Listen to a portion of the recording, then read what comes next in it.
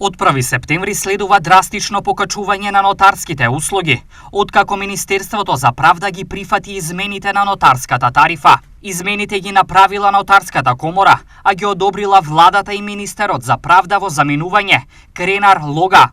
Нотарот ќе наплаќа својата награда 8.000 денари за дело кое не надминува поголема вредност од 3 милиони денари.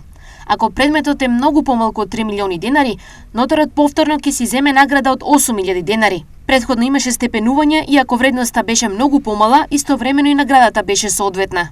Стои во меѓу другото во образложението на измените. Колку сметките ќе бидат високи зборува и следниот пример.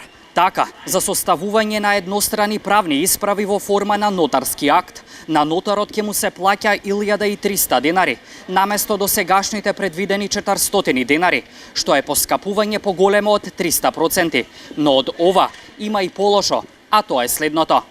Почнувајќи од 1 септември, трошоците на граѓаните за составување на задолжителни нотарски акти од сега ќе изнесуваат најмалку високи 8.000 денари.